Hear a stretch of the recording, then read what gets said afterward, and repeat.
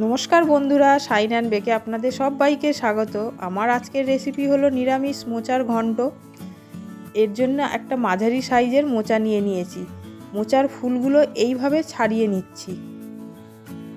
মোচার ফুলের ভিতরে প্লাস্টিকের মতো অংশ থাকে আর একটা শক্ত কাঠির মতনও অংশ থাকে। প্রত্যেকটা ফুলের ভিতর থেকে ওই প্লাস্টিকের মতন অংশটা আর শক্ত কাঠির মতন অংশটাকে ছাড়িয়ে নিতে হবে।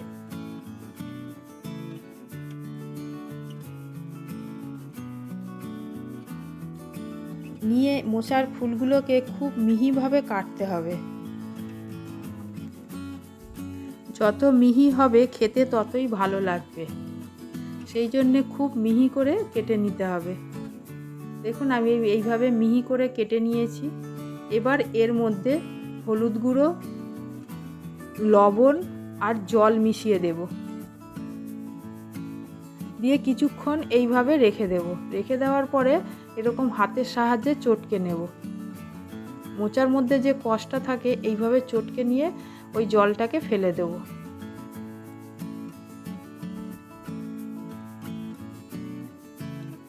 এবার প্রেসার কুকারের মধ্যে আমি মোচাগুলো দিয়ে সেদ্ধ করে নেব।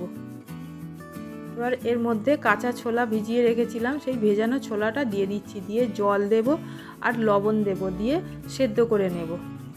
মোচা রান্নার জন্য একটা মশলা বানাতে হবে। এর জন্য একটা বড় সাইজের টমেটো নিয়েছি আর আদা নিয়েছি। আদা আর টমেটোকে মিক্সিং জারে পেস্ট করে নেব।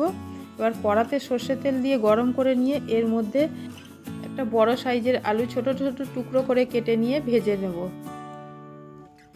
আলু ভাজা ভাজা হয়ে গেলে এর মধ্যে কিছুটা কুমড়ো কেটে রেখেছি, সেই কুমড়োটা দিয়ে দিলাম। দিয়ে সেটাও ভেজে নেব।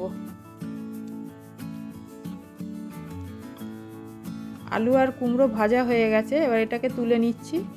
নিয়ে এই কড়াতেই আবার কিছুটা সর্ষের তেল দিয়ে দেবো। দিয়ে গোটা গরম মশলা ফোড়ন দিয়ে দিচ্ছি আর 1 চামচ গোটা জিরে দিয়ে দিলাম। দিয়ে মশলা থেকে সুন্দর গন্ধ বেরোলে এর মধ্যে আদা আর টমেটোর পেস্টটা দিয়ে দিলাম। দিয়ে ভালো করে মিশিয়ে নিতে হবে। মেশানো হয়ে গেলে এর মধ্যে এবার 1 চামচ জিরে গুঁড়ো, 1 চামচ ধনিয়া গুঁড়ো আর কাশ্মীরি লঙ্কার গুঁড়ো, লবণ আর ঝালের জন্যে 1 চামচ লঙ্কা গুঁড়ো দিয়ে দিলাম। দিয়ে মিক্সিং জারে একটু জল দিয়ে সেটা ধুয়ে এর মধ্যে দিয়ে দিলাম আর কয়েকটা লঙ্কা দিয়ে দিলাম। দিয়ে ভালো করে মিশিয়ে নিতে হবে। এখানে মিডিয়াম ফ্লেম রেখে মশলাটা কষে নিতে হবে। যতক্ষণ না মশলা থেকে তেল ছাড়ে ততক্ষণ এইভাবে নাড়তে হবে। মশলা থেকে তেল ছেড়ে দিলেই বোঝা যাবে যে মশলা কষা হয়ে গেছে। এবার ভেজে রেখেছি যে আলু আর কুমড়োটা, সেটা এর মধ্যে দিয়ে দিলাম। দিয়ে আর একটু কষিয়ে নেব।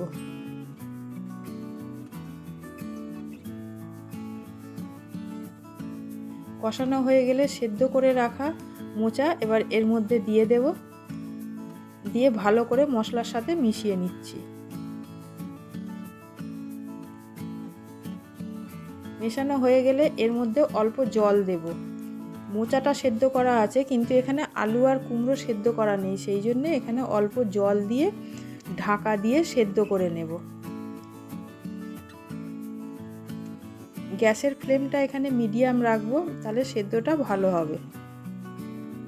ঢাকা খুলে দেখে নিতে হবে যে সেদ্ধ হয়েছে কিনা।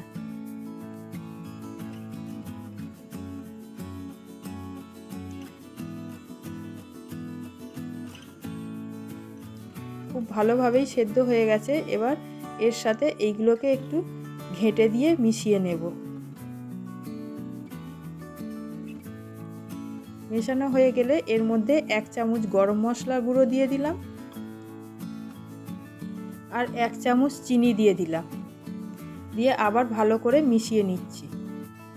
বন্ধুরা, আমার এই নিরামিষ মোচার তরকারি যদি আপনাদের ভালো লাগে তাহলে একটা লাইক করবেন আর শেয়ার করতে ভুলবেন না।